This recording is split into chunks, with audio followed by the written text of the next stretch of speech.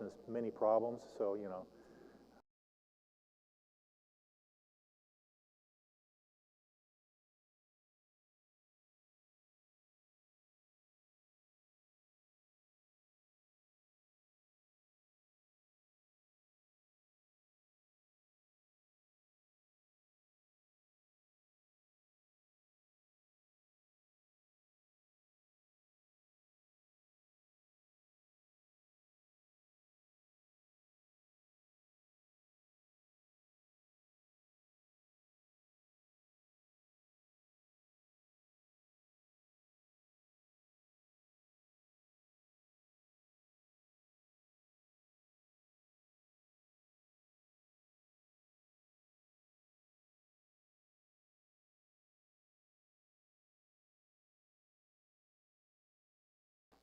To the end with Belshazzar's co-regency with Nabonidus, I think is how you pronounce it. So today we're going to actually go 23 years from that point and go to Darius's first year. The situation was that the Mede and Persian army were keeping Babylon under siege. You had the city surrounded. They thought they had it figured out. They had the Euphrates River coming in, going straight through town, limitless water. They had 20 years of food stored away. So they thought whatever the Medes and Persians bring, we can more than outlast them, 20 years. And their walls were huge. There's no siege equipment that could take that kind of a wall at that time. In the midst of this, Belshazzar decides to thumb his nose at those soldiers. He holds a great big party. He invites 1,000 of his nobles. I'm sure it's military leaders, his governors, civil leaders, etc. They have a big party. He's wanting to demonstrate that he has no fear. Also, he has his wives and concubines there too, which is unusual, but they're there. And it was going great until Belshazzar had this brilliant idea. What was his brilliant idea?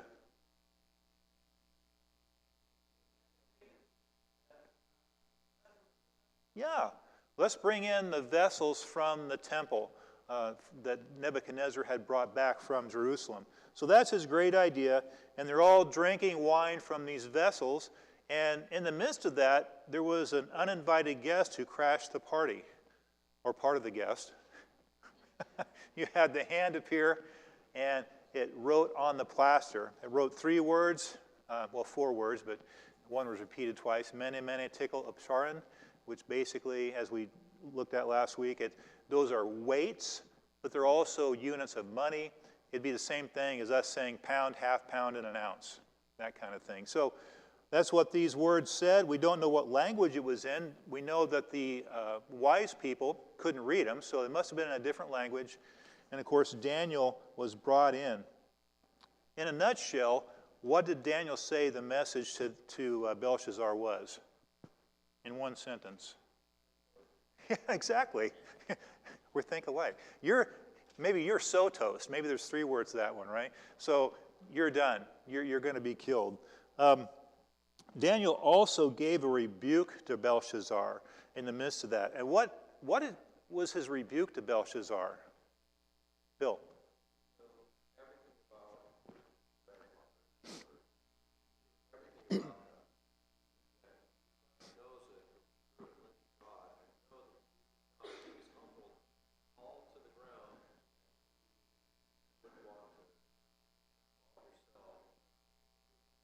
Right. He basically rehearses for Belshazzar something he already knew. It had been at least 24, 25 years previous. We saw that Nebuchadnezzar was humbled, given the mind of a beast, ate grass like a cow for 7 years, and then the Lord brought him back. Belshazzar probably saw that whole thing.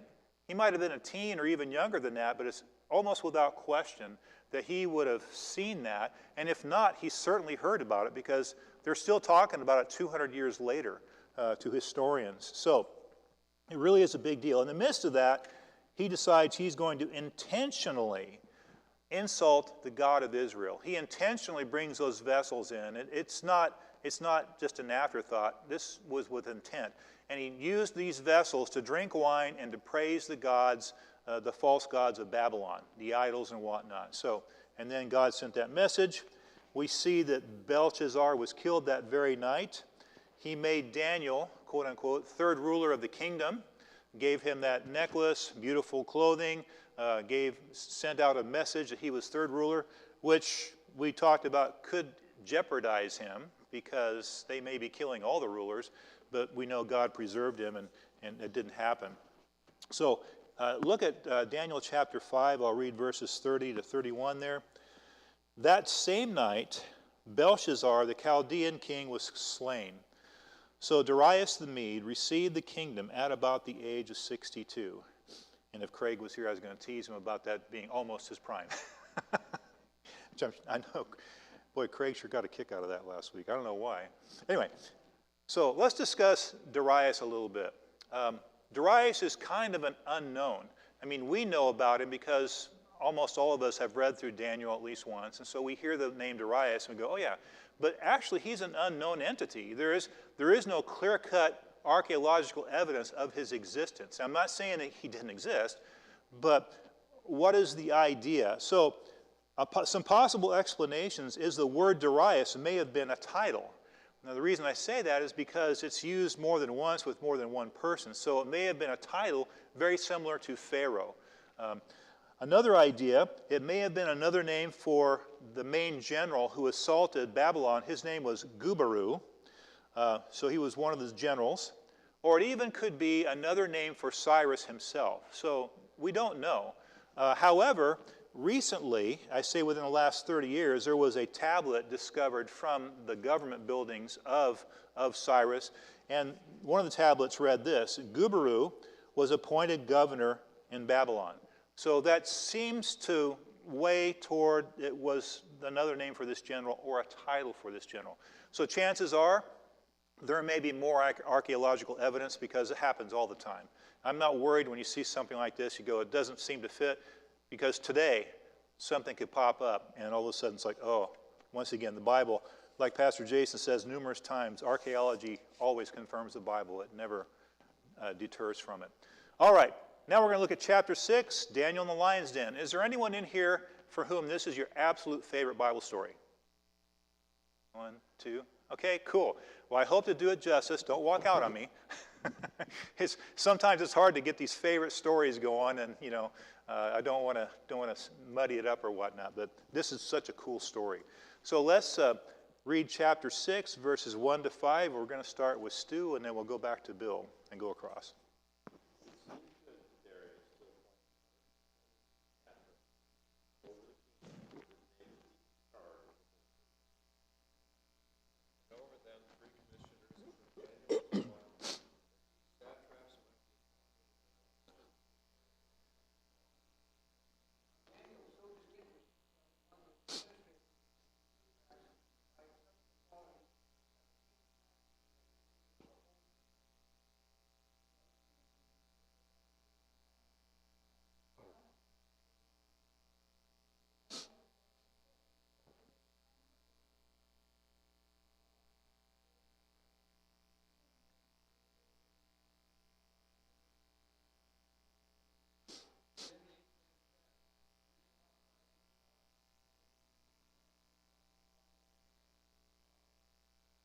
All right, thank you. So we see here that Daniel rises to the top. So Darius creates an administration to control the kingdom. Now, with a kingdom of this size, you're going to have quite the intricate control system. You're going to have people responsible far away, near, and they're going to have people to be responsible for. When I was in the fire service and in officer training, they teach you what's called chain of command, which is also a military term. And basically, chain of command is how many responsibilities can you mentally handle, that can you juggle safely.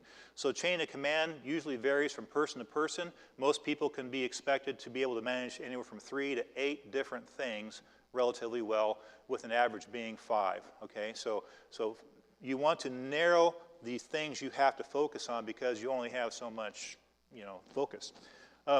So it turns out that Darius here is going to cut the kingdom up into 120 pieces, and it's going to be managed by 3 people individually. So Darius is going to be responsible for 3 people. If things mess up, he goes to that person, who goes to that person, who goes, etc. Chain of command.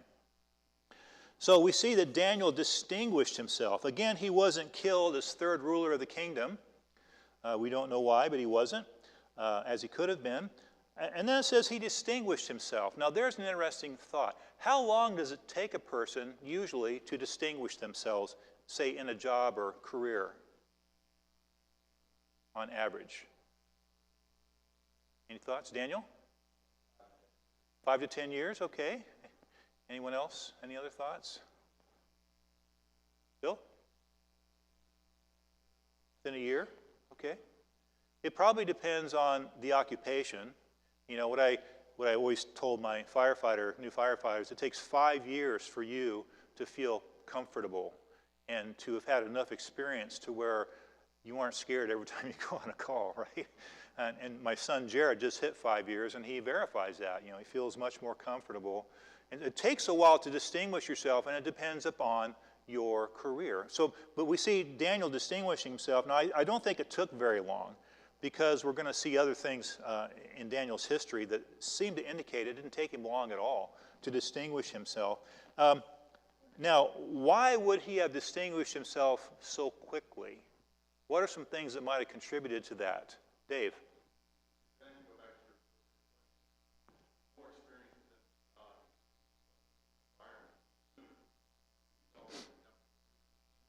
Yes. Good, good. He's got a lot of experience, right? He was actually number 2 under Nebuchadnezzar early in his life. Remember when he was able to interpret Nebuchadnezzar's dream? He was made second in command, so he's done that for years and years. He is familiar with that environment. He's probably comfortable. Peggy, do you have something else? His integrity, right. Right. Yeah, he outshone them. Yes, Jen.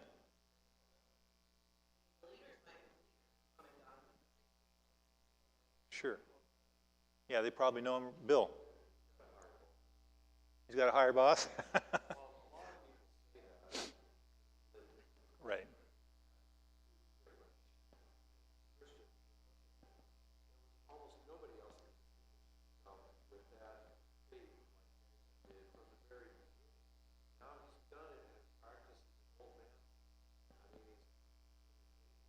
Yes. Mm-hmm. Seasoned. Does somebody else have a hand up over here? Okay. Another thing, too, and Bill kind of touched on it, he had an extraordinary spirit, it says in verse 3. And that extraordinary spirit is the Holy Spirit. So the Holy Spirit was a part of it. So when you have the Holy Spirit within you and you're working with the Spirit, you're going to be different. You're going to look different. You're going to act different. The Holy Spirit's going to prompt you. So all these things come together. His many years of experience, his amazing integrity, which we'll talk about, and just the fact that the Spirit is actually involved in his life and what he does. So talented and gifted was Daniel that Darius decided to put him in charge of everything. Why not? What other biblical character does this sound like? Daniel? Yeah, Joseph, exactly. It was exactly the same thing, right? But, as we know, success sometimes brings detractors. Okay, you have great success, and not everybody is rooting for you sometimes. And that's the case here. Like Joseph's brothers, Daniel's fellow officials couldn't take it. And as I've mentioned before, anti-Semitism is not a modern plague. And anti-Semitism has been with history for thousands of years. And so we see some anti-Semitism here as well. So we see in verse 4 that the Persian DOJ tries to find accusation against Daniel. They look for mistakes, theft, classified documents, MAGA hats, all the usual things you look for when you're a top-notch DOJ, right? So in modern phraseology, they're on a fishing expedition, right? So they start sifting records. He's been in this position for decades. So there's got to be tons and tons of materials to sift through. And these people are out to get him. They do it. They absolutely dive into it. And typically, how long does it take to find things?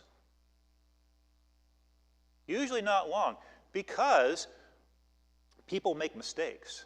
Not everything's nefarious. For example, Mike Pence, former vice president, I can't think of too many politicians I hold in higher esteem than him. They found a classified document in his home during one of their many raids, right? A classified document. Well, it's got to be routine. It's got to be simple to do that, and it's a mistake. But my point is, everybody makes mistakes and things. It's usually you can find something. Peggy, go ahead. A menu? They said the menu is classified? We don't want to know what they're eating. Okay.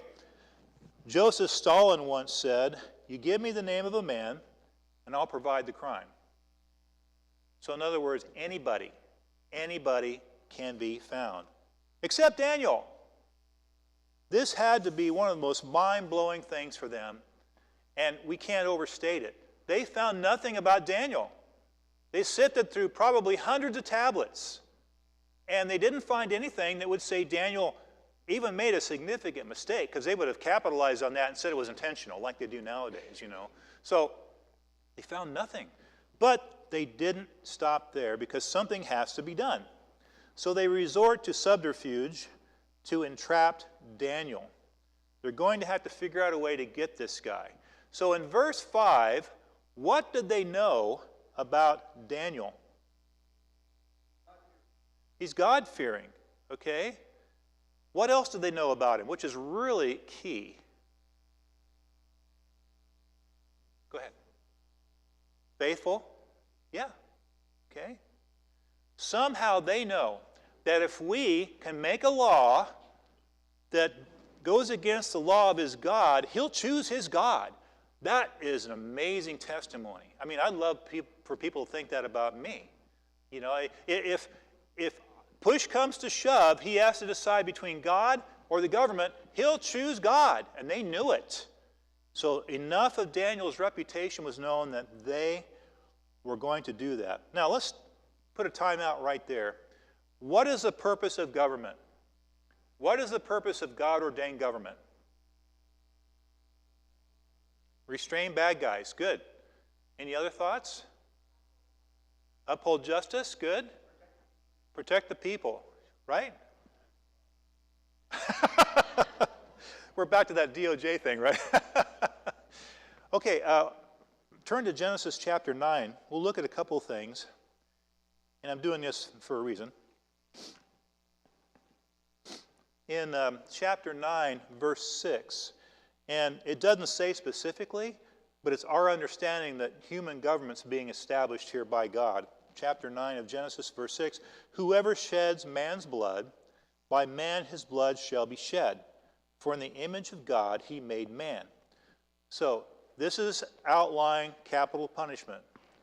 Okay, it doesn't necessarily say that if you're Kellen, how's your eye? Her little Sophie smacked her in the eye. I see all sorts of things up here.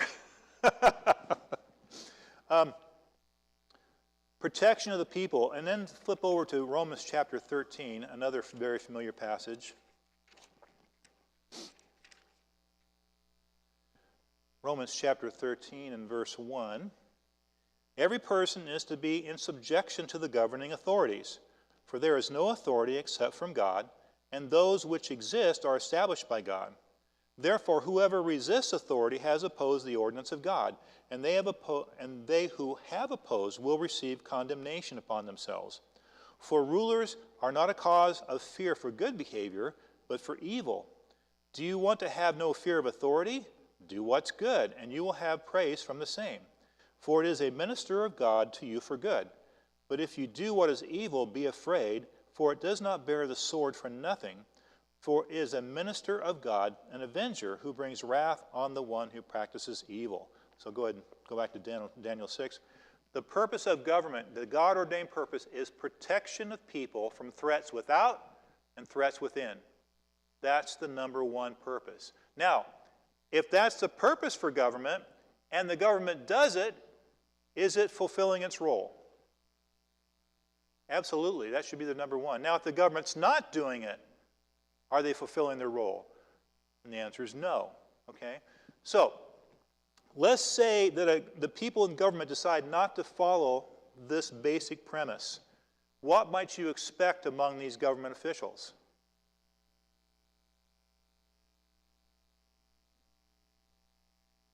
Any thoughts? Dave? Infighting, yeah, which is exactly what we see here. Aaron? Corruption, right? That and more. I mean, so what happens is there's going to be hardship, there's going to be confusion, there's going to be disorientation among the group. These men are taking they don't know the God-ordained reason for government, which is to protect people. They're taking their power and they're consciously corrupting their power to go against a man, to murder a man. So they are taking their government authority and they're misusing it. And when that happens, you could expect all sorts of difficulties because God's blessing won't be on that government because they're not fulfilling the role. Just like when a person decides to sin, when a government or officials decide to sin, you can expect to see difficulties among them too. And we're going to see that right here among these people. So let's look at the plot against Daniel. So verse 6, I think we're back with Kim.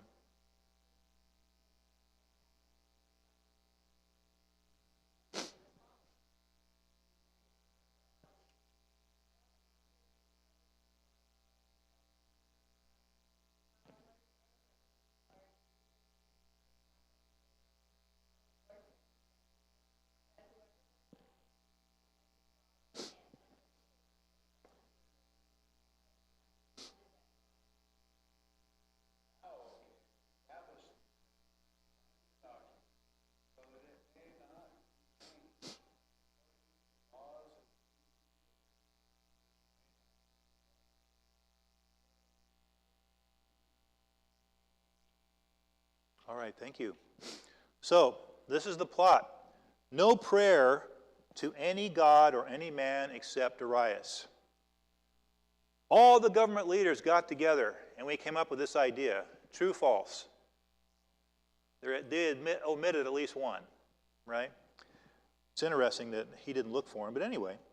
Yeah, go ahead, Bill.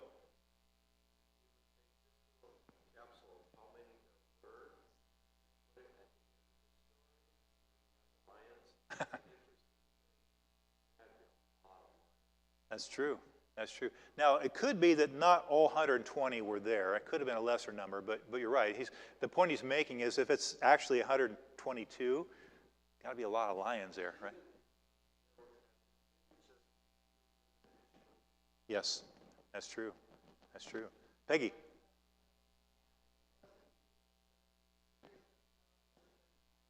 Right, right. Good, good, good. Nice, nice. Thank you for. All right. Oh, and it's for a limited time, just for 30 days. I mean, what could go wrong in 30 days, right? And, we just happen to have a copy of the edict right here. We know you're a busy guy, so we went ahead and wrote it up, and we have it right here, ready for you to sign. What a great idea, huh? You know? And then in verse 8, they recite the law and its extent. That's kind of intriguing. Just like the law of the Medes and Persians, which can't be changed or altered forever, right? I mean, they have to recite that because the king doesn't know that, really. Now, this is a predecessor of the rule of law, which is a positive thing. You know, our country wants to, for the most part, live by the rule of law, which means if you have a law, it applies to everybody in exactly the same way. And that's kind of what they're trying to say is they make a rule, they make a law. It's not easy to change it, nor is it easy for us to change our laws and that kind of thing either. Hence the comparison. You saw that Nebuchadnezzar's kingdom was portrayed by the statue with what? Gold, right, in his vision. And then the body, the chest, and the arms was silver. So that represents this kingdom here. The kingdom of Medo-Persia is silver. It's not quite the same quality as the Babylonian kingdom was. So Darius signs the injunction into law. Now, step back a second. You're Darius. You got these people in front of you with the document. Is there anything you want to ask? Lem.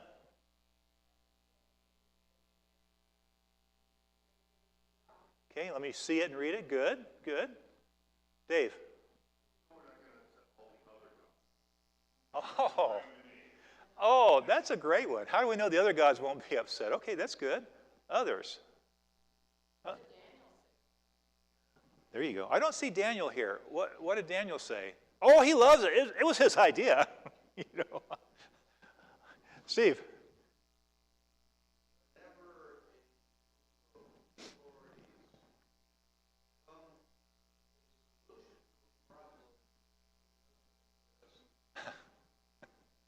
Yeah. Right. And you know, I thought to myself, what if I was Darius, of course, no, are you nuts? I'm not God. Are you out of your mind? And then I didn't think about Dave's idea. I might make all the other gods mad. That's a great idea. No. Daniel, go ahead.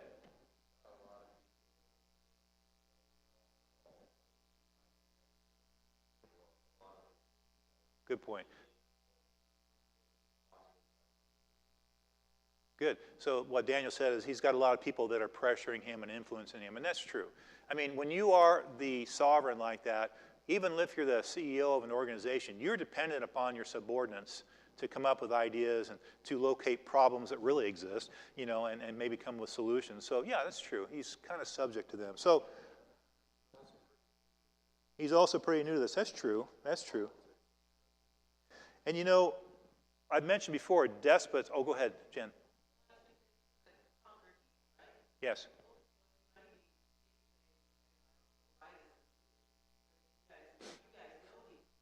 Oh. Okay.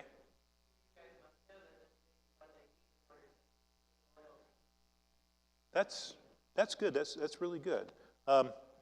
Another thing about despots, I don't know if it applies here or not, but we've talked before that there's nothing a despot likes than to control everything about their people, even their religion.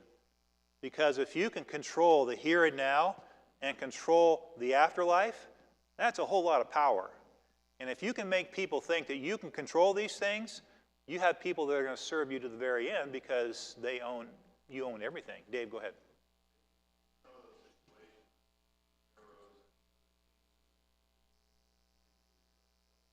Yeah, I like that phrase. They begin to believe their own press. I really am amazing. Yeah, that's a good point, right? Very good. All right, so we're going to turn from there. Oh, and also, a couple of commentators suggested that there might have been a touch of vainglory with Darius. Yeah, well, I am. There again, like Dave says, I am pretty amazing. Yeah, so go ahead, go for it. All right, let's take a look at the trap and verses 10 to 15. Okay.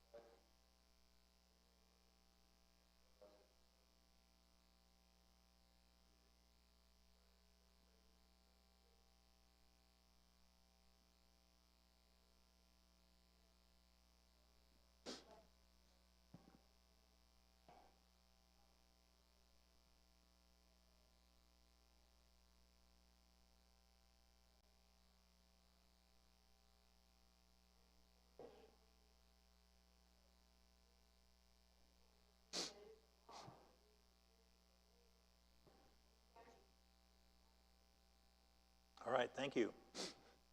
Okay, so Daniel hears about the document, and he changes nothing. He acts as if the document's not even there. He goes back to his house. He goes up into his upper room, windows turned toward Jerusalem, and he prays. So the Persian DOJ knew their man. They knew that he was going to do that, and that's exactly what he did, because he is, as some of you mentioned, faithful and loyal to a T. Turn to 2 Chronicles chapter 6 just for a second. We'll see this, where the origin of this idea of having your windows open toward Jerusalem came from. In 2 Chronicles chapter 6, verse 37, this is during Solomon's dedicatory prayer of the temple. In verse 7, here it talks about the people being taken away captive, which has happened with Daniel. If they take thought in the land where they are taken captive, and repent and make supplication to you in the land of their captivity, saying, we have sinned, we have committed iniquity. If they return to you with all their heart and with all their soul in the land of their captivity, where they have been taken captive, and pray toward their land, which you have given to their fathers, and the city which you have chosen, and toward the house which I have built for my name, then hear from heaven, your dwelling place, their prayer and supplications, maintain their cause, and forgive your people who have sinned against you. So this is where the idea comes from. Daniel has his windows open toward Jerusalem, and he prays there 3 times a day. It doesn't say how often you're supposed to pray, but this is the procedure for them. So in verse 11 it says, these men came as a group by agreement, and they discovered Daniel praying. Now the question is asked, how did they find him? How did they find out he was praying? Open windows, Daniel? Oh, they know where he lives. Yeah, open windows. I mean, it could have been somebody was in an adjacent building looking down. It could have been maybe he prayed out loud and they could just hear it from under the open windows. Dave?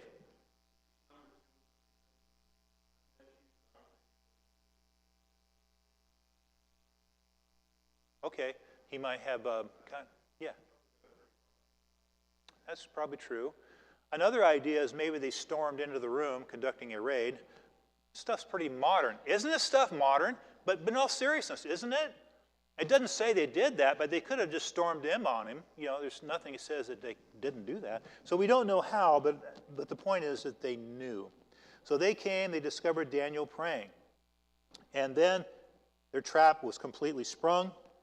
And we see in verse 12, the conspirators confront Darius. Notice how they start in verse 12. In verse 12, what are they doing in their conversation? What's that? There's a phrase we use, greasing the skids, right? Oh, King Darius, didn't you sign this law that can't be repealed or changed, and this and this and this and this, right? Well, yeah, I did. I mean, we did it just a short while ago, and we were all here, and it's kind of like, why are you saying this? Well, because this isn't just a trap for Daniel. It's also a trap for Darius. They may not feel it is, but it is. It's a trap for him also. Verse 13, Daniel pays no attention to you, O king. How do they refer to Daniel in verse 13? One of the exiles, we see that again. Whenever somebody's throwing a disparaging comment toward Daniel, and there's been a couple other times, they use that phrase, one of the exiles. Or we also see the phrase, this Daniel, as if he is a thing, you know, not a real person. And like somebody, he's second in command, you know, or he's going to be second in command. He's a foreigner. He's one of the others. He's despicable.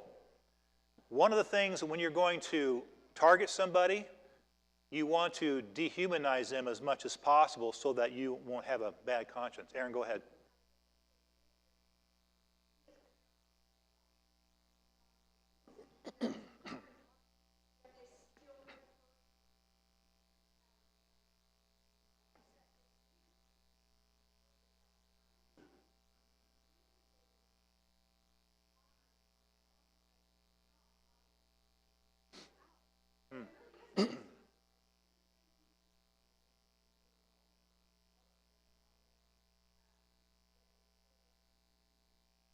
Right. Right. And the way they say it, you know, he is an other, you know. He pays no attention to you. And the reason he pays no attention to you is because he's a foreigner, because he has no real roots in our country, that kind of thing. That's the implication. But like Aaron says, He's been there a long time. He's proven himself faithful. No one can even find a mistake that he made. That's how flawless he was. Now, this is a very dangerous game the conspirators are playing. It's very dangerous. Why is that? Or what is the danger here? Got a king that can wipe them out? Okay. Others? What's the danger here? Dave?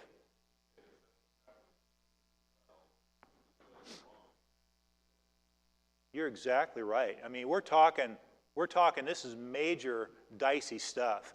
And I'm guessing that maybe they didn't think it through as well as they could have. You know, also there's no guarantee that you're going to be promoted. So you get rid of Daniel. You hack off the king because he figures out you tricked him. Are you going to get promoted in his place? No. You might get demoted in a big way. Peggy.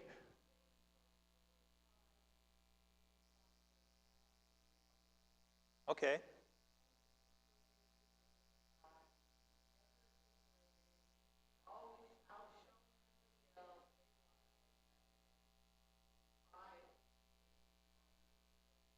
It does, doesn't it? Bill, do you have something you're going to?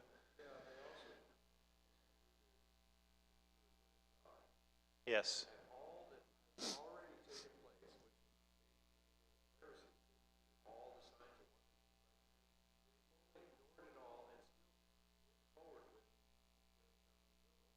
Hmm.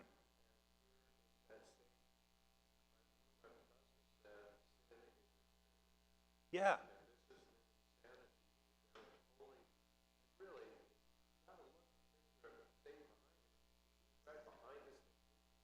Yes, he is. And, you know, when one is filled with jealousy and envy, one doesn't always think clearly. One may not think to the end of their actions. They have a short-term problem they're going to get rid of, and that problem is Daniel. So they may not think through it. So we see in verse 14 that Darius tries to rescue Daniel. Now, I'm sure that he consults with other counselors, perhaps the code of Hammurabi, whatever he could. Is there a loophole? Is there a loophole? And there isn't. Because of the inherent weakness of this kingdom, you have a law, you can't change it, you're stuck. And he has to carry through with it. According to Oriental custom, the penalty had to be carried out at nightfall, at sunset. So that's why it says he labored really hard until sunset, because that's how much time he had. We got to figure this out pretty quickly. And then in verse 15, we see the conspirators apply pressure to Daniel. To Darius. Now, what must have occurred to Darius either here or earlier? What must have occurred to him?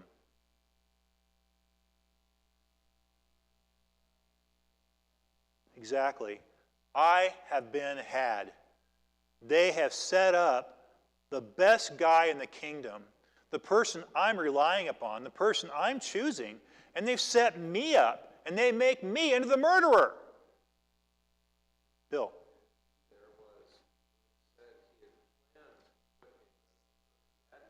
Right.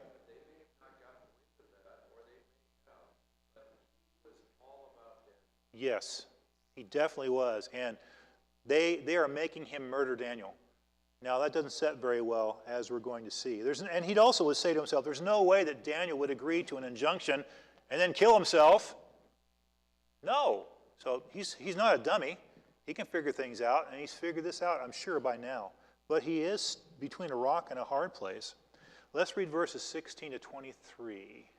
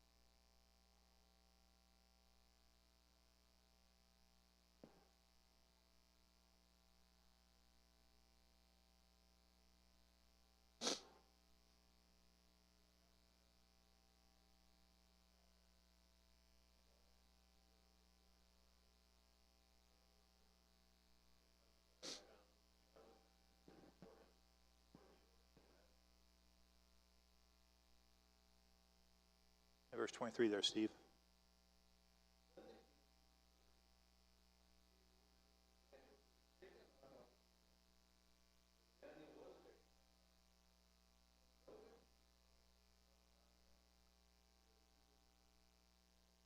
Thank you. So we see that Daniel is committed to the lion's den. So the king has him placed into the den. He gives some amazing words to Daniel in verse 16. Your God, whom you constantly serve, he has this reputation, he constantly serves God, will himself deliver you. So the question I ask that occurs to me, are these words of faith on Darius' part? Is Darius a believer in this God? What would you think? If he's not, he's probably getting close. Aaron.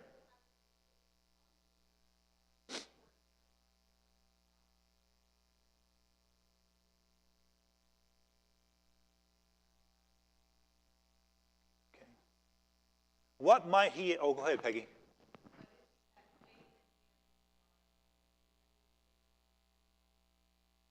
Oh, that's true. He wouldn't have, because he would have known that God was God.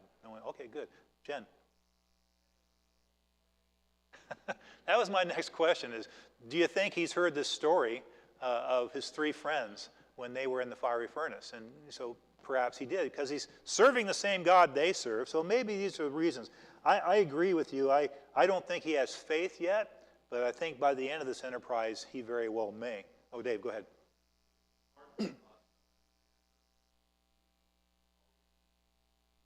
Yeah.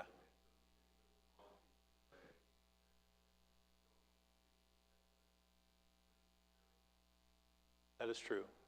Good point. Yes. Right. Put him on the shelf with the other gods. Okay. Good, good, good. All right. So we see he has no choice. He puts him into the lion's den, and it is sealed. Now, the idea of the lion's den, we don't know exactly how it was constructed, but the idea is that probably had a large cavern, either man-made or natural, and you'd have a ramp through which the lions would be led to go into this thing with a door to the exterior.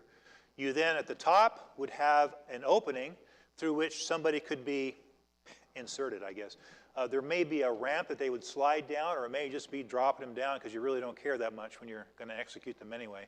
But that's the idea of what this must have looked like. And like Bill mentioned, if there's a lot of people that were actually involved, it's got to be pretty big with a lot of lions. So this is what we see. And actually, I have a picture of some of the Persian lions from that time. So Taryn, would you mind putting on picture 1 for us? There they are. They're very vicious, and they're looking for Daniel. Oh, wait, that's the wrong one. Okay, how about overhead 2? Okay, this is a really cool picture, and the idea is there's Daniel, and the lions are there, and they're not looking at Daniel, they're looking at something else, and they're backing away. So there you get a better idea of what the Persian kittens look like. So the king was grief-stricken. There's no sleep. He's fasting. He's probably praying. In spite of his brave words to Daniel, he doesn't know what's going to happen. He has no idea. He doesn't know that God's going to deliver. And so it's so easy to picture in your mind the following morning, right at sunrise, when the punishment is now done, he hurries. He hurries to the den because he wants to know, hope against hope, is he still alive? What's he going to hear? Is he going to hear Daniel, or is he going to hear, lions belching? What's he going to hear? So could I have number 3 put up there, Taryn? So in this artist's rendition shows like Daniel looking up through the ramp from which he was inserted, and there you have those lions around him again, going near him. And imagine the relief. He prays says in verse 20, he says, the servant of the living God, which is so cool, living God, has your God, whom you constantly serve, there it is again, constantly serve, been able to deliver you from the lions? He might expect to hear that, which is nothing. Or maybe the lions growling, or meowing, depending on which kind of Persian cats, right?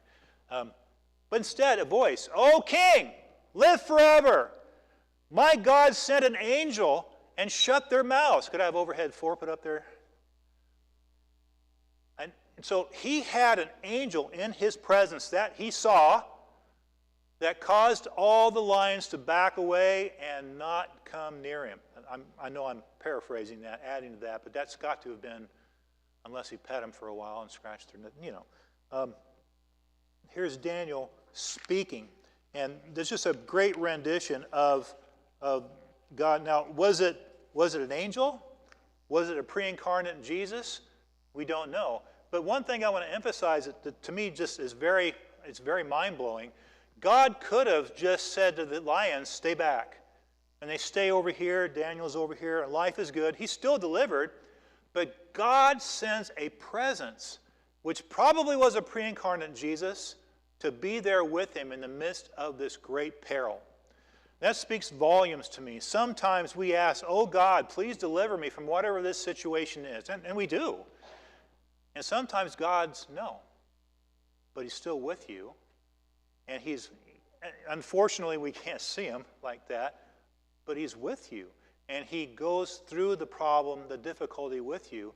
He doesn't necessarily deliver you out of the problem when you'd like it to be. That's just the way God is. He is preserved. Thanks, Taryn. So they get him out, and obviously, they look him over. It's just like what happened to the 3 friends. They brought him out. There's not even smoke on him. There's no burns. And they look at Daniel. My kitty scratches me sometimes, right? The lions didn't even scratch him. He's not hurt at all because of what the Lord did. There's no mark found on him. All right, verse 24. It's just one verse. I'll read that one.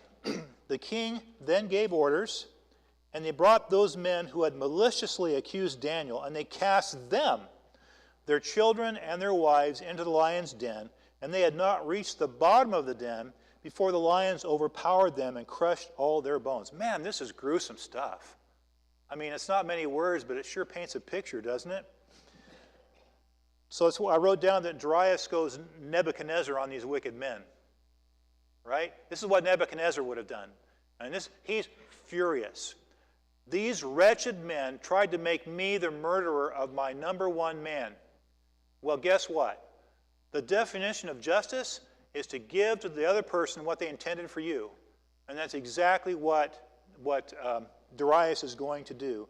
They're going to receive what they meant for Daniel, which is by very definition justice. Now, why their families?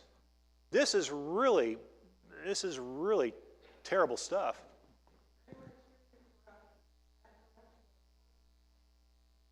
Okay, the corruption may pass to the family. That's a possibility. Good, Dave?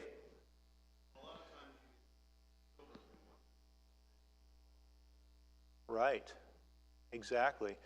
Peggy? Yes, it is a cultural thing.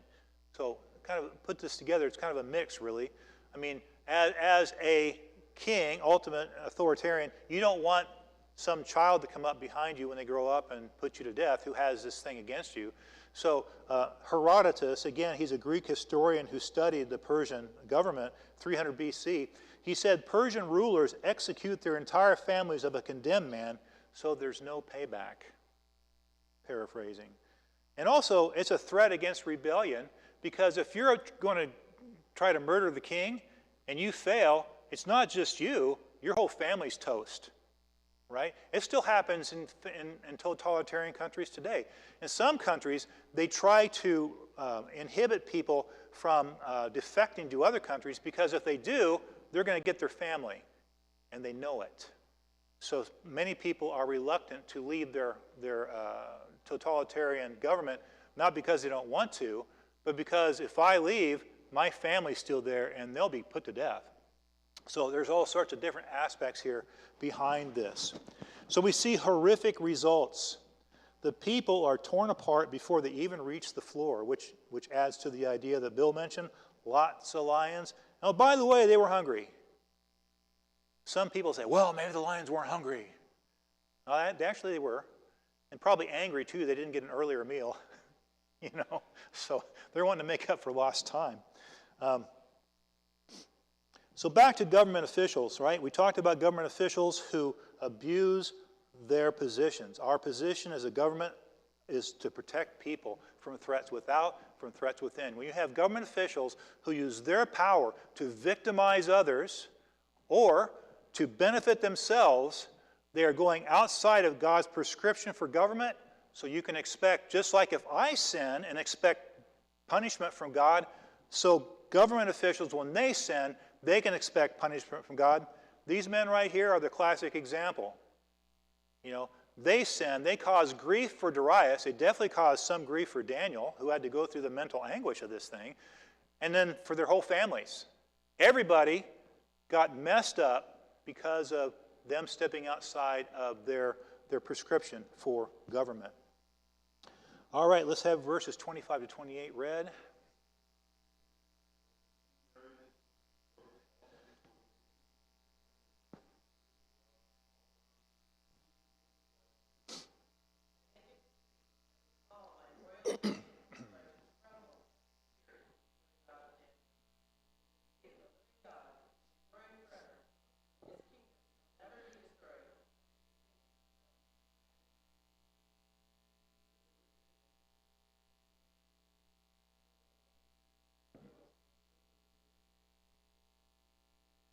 So this Daniel enjoyed success in the reign of Darius and in the reign of Cyrus the Persian. So we see a command to revere the God of Daniel in verses 26 and 27. I think that Darius crosses over here from being somebody who has respect for God to being a man of faith. This absolutely solidifies in his mind that Daniel's God is the real God. He is the living God. He endures forever, his dominions forever, and he delivers and performs great signs. And he delivered Daniel. And he sends this out. This is a state letter, memo, sent out. He's telling people to revere and respect the God of Daniel. Now, the interesting thing is there's no repercussions if you don't. It doesn't say, otherwise I'll kill you, right? But it's just, this is his conviction. You know, I tell you to respect and revere this God. He's a living God. He is the only one who does things like this. And then we see that Daniel enjoys success for the rest of his life, which probably isn't terribly longer because he is in his mid-80s here. Takeaways, final thoughts, observations. Jen.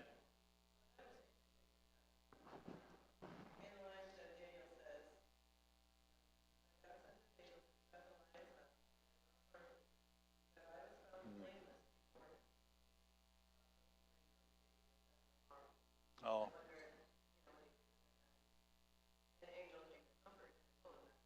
Oh. Yes. Right. Okay. Good. Dave.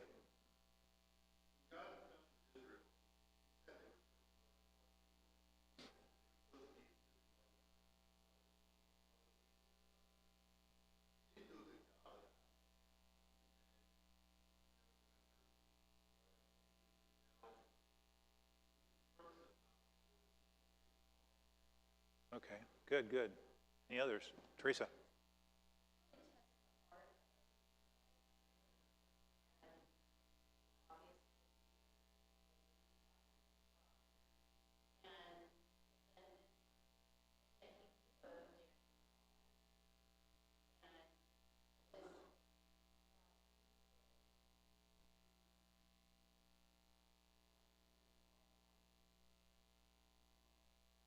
Yeah, I agree with you. He does. Joe.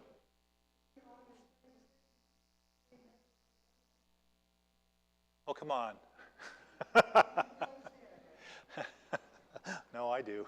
I'm trying not to be too obvious in some of that stuff. Steve, go ahead.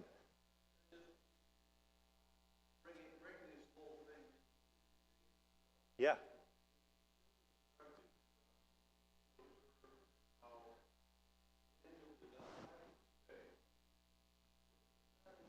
Right.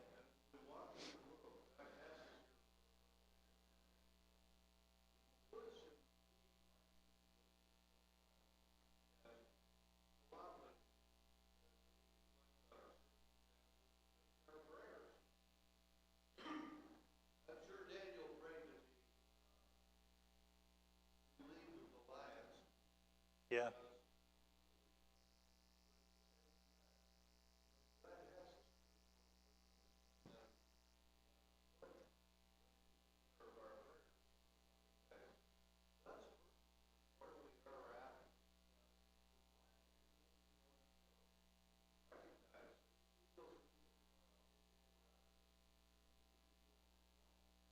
Yes.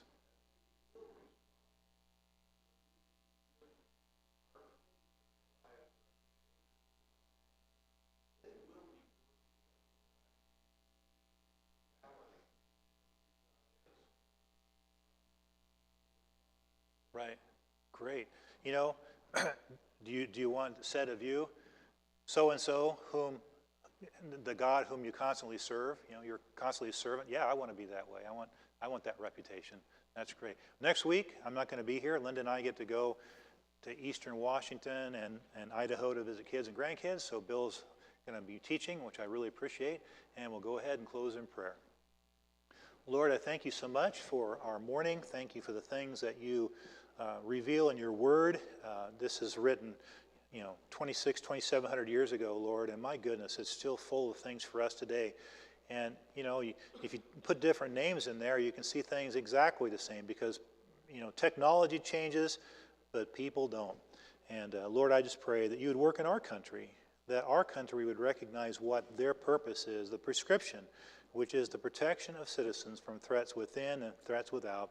Everything else is ancillary compared to that, Lord. Be with our country and our government. Lord, please be with Pastor Jason. I pray that he might preach your word, Father, that we might grow and mature in you. I pray that he might just really impress upon us your will and your word. And also the worship team, that they may prepare hearts to worship you in the word. And we thank you in Jesus' name. Amen.